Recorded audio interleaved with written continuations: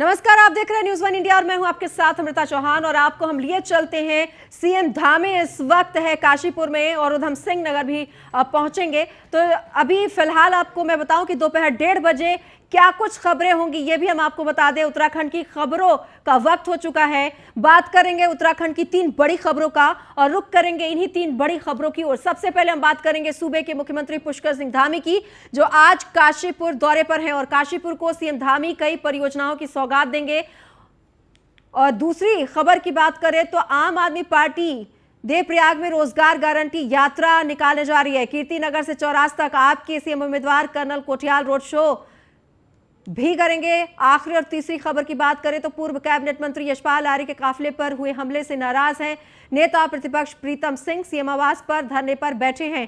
3 तस्वीरें हम आपको दिखा रहे हैं। काशीपुर दौरे पर सीएम पहुंचे हैं सीएम धामी और आपकी रोजगार गारंटी यात्रा भी निकाली गई है। और तीसरी खबर, कांग्रेस धरने पर बैठी है, प्रीतम सिंह धरने पर बैठे हैं। दरअसल यशपाल के काफिले पर हमला हुआ था और इस बात से कांग्रेस नाराज है और इसी को लेकर यह धरना प्रदर्शन किया जा रहा है। तो 3 बड़ी खबरें जिसके बारे में विस्तार से हम आपको बताएंगे कि क्या कुछ हुआ है। काशीपुर दौरे पर सीएम पहुंचे तो यहां क्या हुआ, आपकी रोजगार गारंटी में क्या कुछ खास हुआ और धरने पर प्रीतम सिंह बैठे तो क्या कुछ खास हुआ है। तो ये तीनों खबरें हम आपको विस्तार से बताएंगे।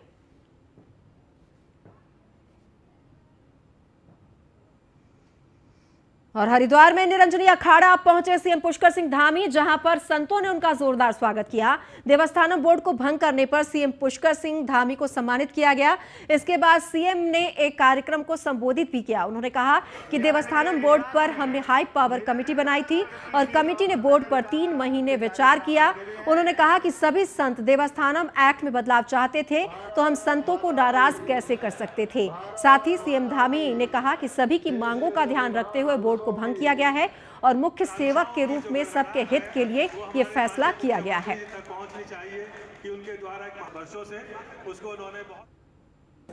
मैं पूज्य संतगणों का आभारी हूँ, उनको सबको नमन करता हूँ, प्रणाम करता हूँ। उन्होंने सब लोगों ने यहाँ पर जो तपस्वी हैं, हमारे संत हैं, लगातार धर्म की रक्षा के लिए लगातार काम कर रहे हैं, धर्म को बढ़ाने के लिए काम कर रहे हैं, समाज को बढ़ाने के लिए काम कर रहे हैं। उन सभी का आशीर्वाद मिला है। मैं धन्य हूँ उनका आशीर्वाद लेकर।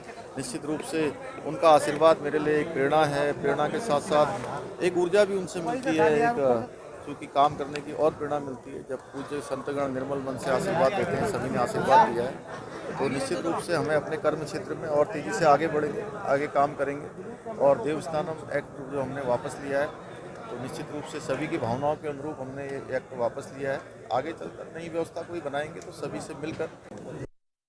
आज हमारे माननीय मुख्यमंत्री जी निरंजनी अखाड़े में आए थे और हमने अखाड़ा परिषद की ओर से, पंडा समाज की ओर से, मैं समझता हूँ जितने भी समाज हम मंदिरों में रहते हैं सभी ने जो उनका स्वागत किया है और आशीर्वाद दिया है कि आप जो है भाजपा दोबारा आ जाए। आशीर्वाद सबने दिया है और हमारे माननीय मुख्यमंत्री जी अच्छा कार्य कर रहे हैं, विकास का कार्य कर रहे हैं, तो इसलिए हमें उम्मीद है कि आगे चल के जो है भाजपा दोबारा जो है उत्तराखंड में आ जाए। देहरादून में पूर्व कैबिनेट मंत्री यशपाल आर्य पर हुए हमले के मामले को कांग्रेस ने अब मुद्दा बना लिया है। सीएम आवास पर धरना देने जा रहे नेता प्रतिपक्ष प्रीतम सिंह ने कहा है कि सरकार कांग्रेस नेताओं की सुरक्षा कम कर रही है। नेता प्रतिपक्ष ने कानून व्यवस्था को लेकर भी सरकार को घेरा है। जिस तरीके से यशपाल आर्य पर और संजीव आर्य जी पर असामाजिक तत्वों द्वारा प्राणघातक हमला किया गया, उसके विरोध में जो है हमने कल ही कहा था कि हम जो है मुख्यमंत्री आवास पर धरना देने का काम करेंगे। देश के प्रधानमंत्री उत्तराखंड राज्य में थे और तब ऐसी दुखद घटना घट जाए तो मैं समझता हूँ कानून व्यवस्था पूरी तरीके से ध्वस्त है। और हम कहना चाहते हैं सत्ता में बैठे हुए लोगों से, यशपाल आर्य जी इतने वरिष्ठ नेता रहे हैं और उनकी सारी सिक्योरिटी को जो है हटा दिया, ये कदापि उचित नहीं है और ये संघर्ष जो है। और आपको बता दें कि यशपाल आर्य पर हमले को लेकर कांग्रेस नाराज है और नेता प्रतिपक्ष ने भी कहा है कि सरकार कांग्रेस नेताओं की सुरक्षा को कम करी है। और ज्यादा जानकारी के लिए सुदीप जैन हमारे साथ जुड़ गए हैं, विशेष संवाददाता। सुदीप, क्या धरने पर बैठ गए हैं कांग्रेस के नेता और प्रतिपक्ष के नेता? देखिए, ये बात जो कल बाजपुर में यशपाल आर्य पूर्व कैबिनेट मंत्री हैं इसी सरकार के, उत्तराखंड सरकार में, उन्होंने इस्तीफा दिया था और कल पहली बार वो बाजपुर जा रहे थे एक बहुत बड़े दलबल के साथ। उस वक्त उन पर हमला हुआ और कांग्रेस ने भी इसे बहुत बड़ा राजनीतिक मुद्दा बनाया है। सुबह हरीश रावत और प्रदेश अध्यक्ष गणेश गोदियाल चौपर से पहुंचे थे हल्द्वानी, जहां से वो यशपाल आर से मिले। यशपाल आर से मिलने के साथ उनके साथ एक व्यक्ति हेलीकॉप्टर से आ रहा है देहरादून, जो नवनीत किद्दा बताया जाता है, जो कि हमले में घायल था। कांग्रेस ने इसको राजनीतिक रूप से भी कैश करने की बहुत बड़ी तैयारी की। प्रीतम सिंह, प्रदेश प्रभारी कांग्रेस देवेंद्र यादव, ये सीएम आवास जाने वाले रास्ते पर हाथी बड़कला बैरियर पर रोके गए हैं पुलिस द्वारा, वहां धरना चल रहा है। थोड़ी ही देर में हरीश रावत का हेलीकॉप्टर भी लैंड होने वाला है सहसदारा हेलीपैड से, जहां से वो हरीश रावत अपने साथ उधम सिंह नगर से लाए नवनीत को साथ लेकर धरना स्थल पर जाएंगे। कांग्रेस इसे एक मुद्दा इसलिए भी बना रही है क्योंकि चुनाव में उत्तराखंड में मात्र करीब 2 माह का वक्त बचा और आचार संहिता में एक माह का, तो इसके माध्यम से कहीं ना कहीं कांग्रेस कार्यकर्ताओं को भी कांग्रेस एकजुट कर रही है, नेताओं में एकजुटता भी दिख रही है। और सीएम आवास पर जिस प्रकार से हुंकार भरते हुए नेता प्रतिपक्ष ने कूच किया है, वो ये बताता है कि कांग्रेस ने इसे स्ट्रेटजी के तौर पर लिया और आगे बढ़कर लीड किया है। कानून व्यवस्था पर नेता प्रतिपक्ष ने जहां सरकार को घेरा है, वहीं माना जा रहा है आने वाले सत्र में भी इस विषय को मुद्दे के तौर पर उठाएगी कांग्रेस, क्योंकि सदन 8 और 9 को आहूत होना है देहरादून विधानसभा में। तो एक कांग्रेस को कहीं ना कहीं मुद्दा मिला है कानून व्यवस्था के मामले पर। प्रीतम सिंह ये कह रहे हैं सुदीप की जो कांग्रेस के नेता है उनकी सुरक्षा को कम किया जा रहा है। बीजेपी का क्या कहना है इस पूरे मामले पर? देखिए, भी थोड़ी देर में ही बीजेपी के जो प्रदेश अध्यक्ष है मदन कौशिक, उनकी प्रेस कॉन्फ्रेंस शुरू होने जा रही है। हम ये उनसे भी करेंगे कि आखिर ये इल्जाम क्यों लग रहे हैं, आपको बताते चले। इससे पहले पूर्व मुख्यमंत्री हरीश रावत ने इल्जाम लगाया था कि भाजपा ने अपने पूर्व मुख्यमंत्रियों, उसमें चाहे त्रिवेंद्र सिंह रावत हो, तीरथ सिंह रावत हो, विजय बहुगुणा हो, इनको तो वो सारी पूर्व मुख्यमंत्रियों की सुख सुविधाएं दी, लेकिन मैं पूर्व मुख्यमंत्री हूं, मुझे वो सुख सुविधाएं नहीं मिल रही हैं, जिसके लिए एक पूर्व मुख्यमंत्री टाइटल है। बीते दिनों उन्होंने फेसबुक पे एक वीडियो भी जारी किया था। कांग्रेस स्ट्रेटेजिकली घेर रही है भारतीय जनता पार्टी को, उनके कानून व्यवस्था प्रबंधन को, और चुनाव का वक्त करीब है, इस माध्यम से कार्यकर्ताओं को भी एकजुट कर रही है और दिल्ली संदेश भी दे रही है कि सरकार घेरने में कांग्रेस भले ही विपक्ष में है, लेकिन सरकार को घेरने में कोई कोर कसर नहीं छोड़ रही है। सुदीप, बीजेपी कैसे यहाँ देखिए रणनीति बनाई जाती है, विपक्ष की तरफ से मुद्दा बनाया जाता है क्योंकि चुनाव नजदीक है, तो ऐसे में इस मुद्दे को भी कांग्रेस भुना रही है। लेकिन यहाँ पर बात करें सीएम पुष्कर सिंह धामी की, तो वो मुद्दों को जब विपक्ष भुनाती है तो उस मुद्दे को खत्म कर देते हैं। और उनमें एक बहुत ही अच्छी बात है कि वो विपक्ष को भी संतुष्ट कर देते हैं अपनी बातों से। तो यहाँ पर वो किस तरह से विपक्ष को संतुष्ट करेंगे? देखिए, हमने पुष्कर सिंह धामी को समय समय पर देखा। जब उनको मुख्यमंत्री का जिम्मा मिला, जब वो मुख्यमंत्री बनाए गए, तो उनकी पहली अग्नि परीक्षा विधानसभा सत्र थी। विधानसभा सत्र में जब हमने देखा विपक्ष के केदारनाथ से विधायक मनोज रावत और धारचूला से विधायक हरीश धामी धरना दे रहे थे सदन में कुछ मांगों को लेकर, पुष्कर सिंह धामी स्वयं सदन में उठकर आए, विपक्ष के विधायकों का हाथ पकड़ा, कहा चलिए धरना मत दीजिए, बैठकर बात करेंगे, जो भी समस्या खत्म होगी। हमने उस वक्त ये भी कहते सुना कि विपक्ष के विधायक जो हैं वो भी मुख्यमंत्री पुष्कर सिंह धामी के व्यवहार और रवैये की प्रशंसा कर रहे हैं। इसी प्रकार मुख्यमंत्री ने देवस्थानम बोर्ड का मुद्दा जो था कांग्रेस के हाथ से वो छीन लिया। 3 कृषि कानूनों का मुद्दा जब प्रधानमंत्री ने समाप्त किया, तो उसके बाद जो देवस्थानम बोर्ड का मुद्दा था, मुख्यमंत्री पुष्कर सिंह धामी ने वापस लेके कहीं ना कहीं कांग्रेस को निराश कर दिया, उनका खाली हाथ रह गया इस मुद्दे के मामले पर। जहां तक मंत्री यशपाल आर्य का प्रश्न है, तो भारतीय जनता पार्टी कहती है कि इनकी इंटरनल गुटबाजी है, इन्हीं के पूर्व कार्यकर्ता हैं जो आपस में इनसे लड़ रहे हैं, इसको कानून व्यवस्था से जोड़कर नहीं देखा जाना चाहिए। हालांकि भारतीय जनता पार्टी के जो प्रदेश अध्यक्ष है मदन कौशिक, उनकी टिप्पणी क्या होती है अभी थोड़ी देर में पता लगेगा। उन्होंने प्रेस कॉन्फ्रेंस बुलाई है, तो माना यह जा रहा है कि वो आज भी कहीं ना कहीं इस मुद्दे पर उल्टा कांग्रेस को घेरने की, कांग्रेस को दबोचने की कोशिश करेंगे। जी, तो कोशिश यहाँ पर होगी कि जो मुद्दा है उसको खत्म करने की कोशिश की जा रही है बीजेपी की तरफ से, ये कहकर कि ये इनका आंतरिक मामला है। इसको क्या ऐसे समझा जाए? जी बिल्कुल, इसी तरीके का जवाब आ सकता है। ऐसा कुछ मेरी नेताओं से दिन में बात हुई थी, उन्होंने यही संकेत दिए थे कि इंटरनल मामला है, कल जैसे घटना हुई, मुकदमा दर्ज हो गया, नामजद मुकदमा दर्ज हो गया है, पुलिस जांच कर रही है, आरोपी गिरफ्तार होंगे, कानून व्यवस्था का कोई प्रश्न नहीं है। और वैसे भी भारतीय जनता पार्टी इस मामले में बहुत तेज है, विलक्षण प्रतिभावान है, कि कांग्रेस के पास बहुत देर तक मुद्दा रहने नहीं देती। हमने बीते कई प्रकरणों में देखा, चाहे पंडा समाज का आंदोलन हो, पूर्व में एएनएम आशा कार्यकर्ताओं का आंदोलन हो, सिपाहियों के ग्रेड पे का मामला हो, जितना बड़ा मुद्दा बना, देवस्थानम बोर्ड का मामला हो, हर मामले को मुद्दा जो कांग्रेस बनाना चाहती थी वो खिंच गया। अब इस मामले पे चूंकि अभी आज का हॉट इशू है, बड़ा विषय है, इस पर क्या भारतीय जनता पार्टी का रिएक्शन होगा ऑफिशियली मदन कौशिक अध्यक्ष के द्वारा, ये देखने वाली बात होगी। जी, बहुत बहुत धन्यवाद सुदीप इस तमाम जानकारी के लिए। बढ़ते आगे, पौड़ी में कोट ब्लॉक के सांड गांव निवासियों को भूमि का समुचित मुआवजा न देने पर उत्तराखंड क्रांति दल ने ग्रामीणों को साथ लेकर डीएम से मुलाकात की और समाधान निकालने की गुहार लगाई है। गांव वालों का कहना है कि रेलवे की तरफ से जो भूमि का मुआवजा दिया जा रहा है वो बहुत कम है और भूमिधरों को मंजूर भी नहीं है। रेलवे ने मुआवजे के लिए जो सर्वे किए थे वो भी तकनीकी ढंग से ठीक नहीं है। समाधान नहीं निकलने पर सड़क से लेकर सदन तक आंदोलन की चेतावनी दी है गांव वालों ने। वहीं डीएम विजय कुमार जोगदंडे का कहना है कि गांव वालों की समस्याओं का समाधान निकाल दिया जाएगा। इस बारे में प्राधिकरण से बात भी की गई है, जिसके बाद जल्द ही ग्राम पंचायत स्तर पर कैंप लगाकर सभी लोगों को मुआवजा मुहैया करवाया जाएगा।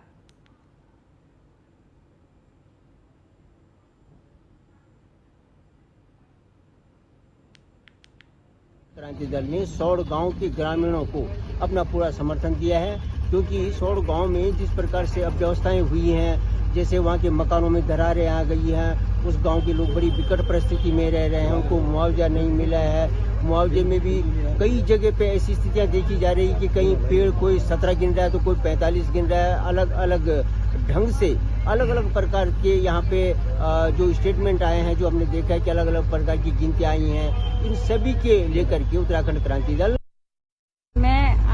हम सब इसलिए आए थे यहाँ कि हमारे 2013 से इन लोगों ने, रेलवे वालों ने जमीन का पैसा नहीं दिया है। उस समय से हमें गुमराह करते जा रही है। हम भूमिहीन हो रखे हैं। हम लोगों को उस समय से हमें ना खेती कर रहे हैं ना कुछ कर रहे हैं। उस समय से बहुत परेशान हो रखे हैं हम लोग। इसलिए हम चाहते हैं कि हमारा मुआवजा ढंग से पूरी तरह से अच्छे से मिल जाए। सौड़ ग्राम पंचायत के ग्रामीण आज मुझसे मिलने के लिए आए थे। उन्होंने ये कहा है कि रेलवे के द्वारा जो अधिग्रहण किया गया है उसका मुआवजा उनको अभी प्राप्त नहीं हुआ है। रेलवे के अधिकारियों से इसमें वार्ता किया गया था 2 दिन पूर्व। उन्होंने इस बात पर सहमति जताई है कि जिनका मुआवजा जो प्राधिकरण में बढ़ गया है या फिर उसमें सर्कल रेट में वृद्धि हुआ है प्राधिकरण के निर्णय के पश्चात, उतना मुआवजा देने के लिए रेलवे अभी तैयार है। बढ़ते आगे, नई टिहरी में खेल और युवा कल्याण विभाग की तरफ से खेल महाकुंभ का आयोजन किया गया था, जिसका समापन हो गया है। बौड़ारी स्टेडियम के खेल मैदान में महाकुंभ का आयोजन किया गया। फुटबॉल और बैडमिंटन की प्रतियोगिता में दूर दराज क्षेत्र के युवाओं ने खेलों का प्रतिभा दिखाया और उनके प्रति उत्साह दिखाते हुए बढ़ चढ़कर खिलाड़ियों ने इस खेल में हिस्सा लिया। खेल महाकुंभ के जरिए खेलों को बढ़ावा देने के लिए और सरकार और शासन के निर्णय का स्वागत भी किया।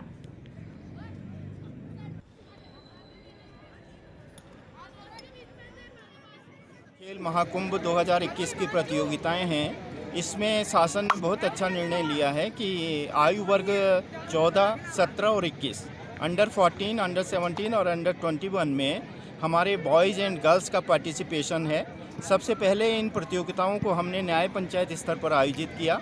इसके पश्चात जो बच्चे हमारे वहाँ पर फर्स्ट प्लेस पाए हैं न्याय पंचायत पर, उनकी प्रतियोगिताएं विकास खंड स्तर पर हमारे क्षेत्रीय युवा कल्याण अधिकारियों के द्वारा आयोजित की गई हैं और अब ये प्रतियोगिताएं ये जनपद स्तर पर आयोजित की जा रही हैं। उत्तराखंड में सैन्य धाम निर्माण को लेकर पूरे प्रदेश में शहीद सम्मान यात्रा निकाली जा रही है। इसी कड़ी में विकासखंड जखौली सभागार कक्ष में शहीद सम्मान समारोह आयोजित किया गया। इस दौरान 13 शहीदों के आश्रित और परिजनों को रुद्रप्रयाग विधायक भरत सिंह चौधरी ने ताम्रपत्र और शॉल भेंट कर सम्मानित किया। शहीदों के परिजनों के सम्मान समारोह में विधायक भरत सिंह चौधरी ने सभा को संबोधित भी किया। उन्होंने कहा कि केंद्र और राज्य सरकार सैनिकों के कल्याण के लिए निरंतर कार्य कर रही है। देश की रक्षा के लिए सरहद पर खड़ा हर 5वां जवान उत्तराखंड का वीर सपूत होता है। पीएम मोदी ने आजादी से अभी तक यहां के सैनिकों के पराक्रम को देखते हुए यहां 5वां धाम के रूप में सैन्य धाम स्थापित करने की घोषणा की है। तो आपको बता दें, शहीद सम्मान यात्रा लगातार बीजेपी निकाल रही है और जहां जहां पर शहीद हुए हैं जवान, वहां जाकर उनके परिजनों को सम्मानित किया जा रहा है, ताम्रपत्र दिया जा रहा है। और विधायक भरत सिंह चौधरी ने भी रुद्रप्रयाग जाकर शहीद सम्मान यात्रा निकाली और शहीदों के परिजनों को सम्मानित किया, शॉल उड़ाकर, ताम्रपत्र देकर। और उन्होंने कहा कि प्रधानमंत्री नरेंद्र मोदी यहां पर 5वां धाम बनाएंगे, शहीदों का धाम बनेगा, क्योंकि हर 5वां जो शहीद है वो उत्तराखंड का लाल शहीद होता है देश के रक्षा के लिए। तो शहीद सम्मान यात्रा लगातार बीजेपी निकाल रही है और शहीदों के परिजनों के पास जाकर उन्हें सम्मानित भी किया जा रहा है। इससे पहले जब इस यात्रा की शुरुआत की गई थी तो शहीदों के घर के आंगन की मिट्टी कलश में ली गई थी और तब इस यात्रा का आगाज किया गया था और अब यात्रा का आगाज हो चुका है। तो शहीदों के हर घर में जाकर उनके परिजनों से मुलाकात कर शहीद सम्मान यात्रा चलाई जा रही है। आंगन की माटी को लेकर के देहरादून में सैन्य धाम का जो निर्माण कार्य होगा उसी सिलसिले में आयोजित ये शहीद सम्मान कार्यक्रम आज सफलतापूर्वक यहाँ जफुली विकासखंड में संपन्न हुआ और 13 शहीद परिवारों की जो मिट्टी है उनको यहाँ पे संकलित किया गया और उसको देहरादून भेजा जाएगा। तो आज हमारे सरकार की तरफ से जो ताम्रपत्र एवं प्रशस्ति पत्र थे वो उनको प्रदान किए गए हैं और मैं समझता हूँ कि जो हमारी गौरवशाली सैन्य परंपरा है उत्तराखंड की उसका सम्मान ये सरकार कर रही है। जिला अस्पताल रुद्रप्रयाग हमेशा से ही चर्चाओं में रहा है, कभी रेफर सेंटर के लिए तो कभी मरीजों के साथ दुर्व्यवहार के लिए। ताजा मामला चिकित्सक स्टाफ के बीच तनातनी का है। अस्पताल कर्मचारी डॉक्टरों की सुनने को तैयार नहीं है, मरीजों के ऑपरेशन का समय भी नहीं निकाल पा रहे हैं जिससे मरीज परेशान हैं। तो वहीं कांग्रेस के पूर्व प्रदेश प्रवक्ता सूरज नेगी ने कई गंभीर आरोप लगाए हैं। दरअसल शनिवार को जिला अस्पताल में एक महिला की पथरी का ऑपरेशन होना था, लेकिन मरीज को ऑपरेशन थिएटर में 2 घंटे रखने के बाद उन्हें वापस वार्ड में भेज दिया गया। ऐसे में मरीज के साथ आए तीमारदार परेशान हो गए। उन्होंने डॉक्टरों से बातचीत की और डॉक्टरों ने बताया कि ऑपरेशन के लिए जो भी तैयारियां की जानी चाहिए थी वो नहीं की गई। अस्पताल स्टाफ की ओर से लापरवाही बरती जा रही है जिसकी शिकायत वो डीएम से करें। इस मामले में जिलाधिकारी के हस्तक्षेप के बाद अस्पताल प्रबंधन हरकत में आया और तब जाकर मरीज का ऑपरेशन शुरू किया गया।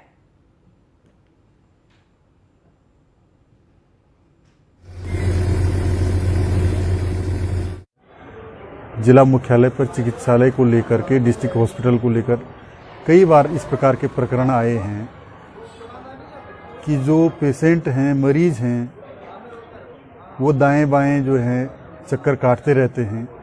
कई मरीजों को तो रेफ़र भी कर दिया जाता है, लेकिन कभी कभार जो है कुछ मरीजों को जो है यहाँ पे देखा भी जाता है, उनको ऑपरेशन करने की नौबत भी आती है, दवाइयों की नौबत भी आती है। तो भ्रष्टाचार के मामले भी कई बार सामने आते हैं। लेकिन अब जब यह कहना अस्पताल के डॉक्टरों का कि निचला स्टाफ हमारी बातों को नहीं सुन रहा है, यह बड़ा हास्यास्पद है, क्योंकि इसमें प्रकरण में लगता यह है कि डॉक्टर लोग सिर्फ जो है अपना जो देखते हैं मरीज को लूटने का धंधा जो चलाते हैं, उसमें शायद जो है नीचे के कर्मचारियों को भी जो है पता है कि डॉक्टर कितनी जो है मोटी रकम जो है मरीजों से वसूलते हैं। चिकित्सालय में भाभी जी हैं हमारी, 6 दिन पहले यहाँ पे एडमिट हुई थी। इनका 3-4 महीने पहले से इलाज चल रहा है यहाँ पर और पथरी का ऑपरेशन होना था इनका। पथरी के ऑपरेशन के लिए आज इनको जब ओटी में ले गए उसके बाद 2 घंटे बाद बाहर ले आए, ये कहकर कि ये जो है ऑपरेशन के लिए पूरे ढंग से प्रिपेयर नहीं है। जूनियर लेवल वालों ने इनको तैयार नहीं कर रखा है ऑपरेशन के लिए, ये सीनियर डॉक्टर का कहना है। चिकित्सालय में भाभी जी हैं हमारी, 6 दिन पहले यहाँ पे एडमिट हुई थी। इनका 3-4 महीने पहले से इलाज चल रहा है यहाँ पर और पथरी का ऑपरेशन होना था इनका। पथरी के ऑपरेशन के लिए आज इनको जब ओटी में ले गए उसके बाद 2 घंटे बाद बाहर ले आए, ये कहकर कि ये जो है ऑपरेशन के लिए पूरे ढंग से प्रिपेयर नहीं है। जूनियर लेवल वालों ने इनको तैयार नहीं कर रखा है ऑपरेशन के लिए, ये सीनियर